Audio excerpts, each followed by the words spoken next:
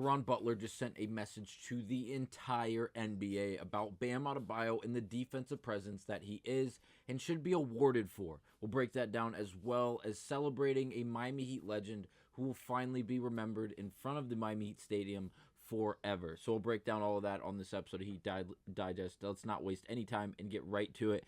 Let's start with give this man his DPOY. Bam Adebayo is who we're referring to in this subject, and we all know how I feel about this. And everyone else should be on the same page. If you're a Miami Heat fan, if you've watched Bam Adebayo play for the last 5 years for this Miami Heat squad, you know one thing and one thing definitively. This man can defend anybody, anywhere, at any time on a basketball court. He is a freak on the defensive end, let alone the offensive package that he is now really developing year after year. As we saw last year towards the end of the season, he started to add that three-point shot more to his game, as well as into the Olympic Games throughout the summer for Team USA. Again, we're not even talking about how good he is offensively or really just overall, but defensively is what we're highlighting. In the lack of a defensive player of the year, or lack of a actual defensive player of the year award, is starting to become a little bit crazy. So here's a quote from, shout out to Courtside Buzz on Twitter, but again, they are quoting Caron Butler as they go on to say, Miami Heat assistant coach Caron Butler gave extremely high praise to Bam Adebayo and said that he should be a defensive player of the year winner by now. Going on to say, and I quote, when you talk about versatility, when you talk about two-way defenders, it's a crime that he hasn't won defensive player of the year with just the observation of the eye test. Going on to say, I know statistically you can't look at a lot of different things, and he's top 5 and all that stuff too. But when it comes down to games, or when you come to games and you see what he does and how hard individuals have to work to get a shot off on Bam from guards 1 through 3 to the 4 and the 5 man, nothing comes easy. He's just different. Lastly, you can't name an individual going from LeBron in the Olympics to the guys on our team. Everybody wants to play with him because he's about the right things. And that is the end of quote from Caron Butler, where Courtside ends the tweet with, should Bam have won the defensive player of the year already? Now, if we go back and look through some of the years, obviously there's a lot of other talent in the league when it comes to being an elite defender. But obviously the one glaring mark is Rudy Gobert. Now, I'm not going to go into a rage or a tangent about how bad Rudy Gobert actually is when you compare him alongside of someone like Bam Adebayo, for just to be exact in this scenario. But again, this past year, the year prior, you can make legitimate arguments that Bam Adebayo and others in the league should have definitely won the Defensive Player of the Year over Rudy Gobert, Victor Wembanyama. There was a few years ago when Ben Simmons was phenomenal on the defensive end. Rudy Gobert has now won it. It feels like 100 times over the last 5 years. And again, we need to see someone like Bam Adebayo or even Victor Wembanyama win this award. Again, my vote will always be for Bam Adebayo, as he has simply been fantastic. There's no other way around it. Obviously, we're going to acknowledge all of his statistical production in this graphic, but again, we're here for the defense. 20 points per game, 10.5 rebounds, 4 assists. We're calling it a block per game at 0.9 blocks per game, 1.1 steals, shooting 52% from the field and just under 36% from behind the three-point line. At 6'9", I feel like that's a low number. I feel like he's a little bit taller than 6'9". We saw him at the Olympic Games standing alongside players like LeBron James, Kevin Durant, Joel Embiid. They're all extremely tall. You can say they're all 6'11", basically at this point, because of it's just funny. Once they put their shoes on, things change. They go from 6'9" to 6'10", or 6'10" to 6'11".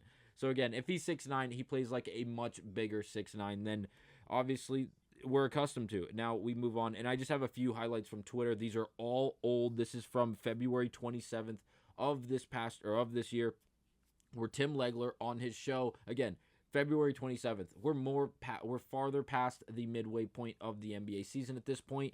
And again, he's just here highlighting how great Bam Adebayo is on the defensive end for this Miami Heat team. Again, and it doesn't end there. These are just examples that we highlighted in previous videos throughout last season due to just it being accurate and it being cool content to cover, in the sense that these are credible sources. Tim Legler has been around the game of basketball forever, whether it be college or pro. And then obviously Shane Battier, he was on the OG show, which is Udonis Haslem and Mike Miller, obviously two Miami Heat legends, two basketball legends. They had another Miami Heat co-star on there, and Shane Battier, who, if you don't know who that is, go to YouTube. He's played for many teams, and this guy was a phenomenal defender. Obviously, he's known for his three-point shooting, especially what we saw in Miami for those championship runs, with Bosh, Mario Chalmers, Dwayne Wade, LeBron James, and the list goes on. But again, his defense throughout the years when he played for the Rockets and other teams, his ability to defend players like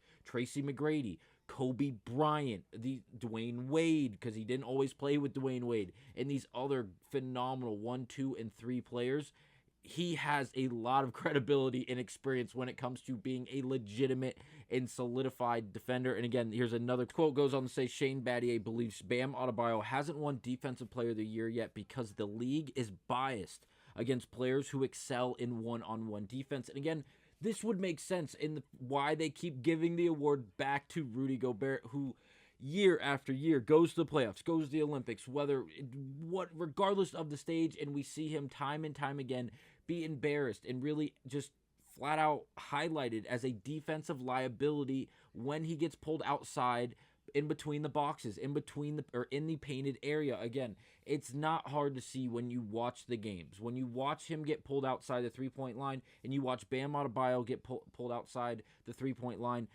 it's drastically different. One is much better than the other. One is on a much higher level than the other. Now, obviously, quickly before we wrap up this Bam Adebayo subject and get to the legend Dwayne Wade in the statue that he's going to get outside the Kaseya Center, we just have to highlight this. Again, you guys know why I like using the Basketball Reference score sheets is because on the right-hand side, you can see the awards list year after year. And if you see there, Defensive Player of the Year awards in the top 5 year after year, and then obviously defensive first and second teams year after year. It's not like this guy is some low-key defender that no one has heard about. Bam Adebayo has been doing this year after year after year after year, and he's going to continue to as he's getting faster, better, and stronger. Again, every single year every year he accumulates, he's getting better and better. He's gaining more experience. And again, I can't wait to see how it plays out this year, as I think he's going to come out and really look to win that Defensive Player of the Year.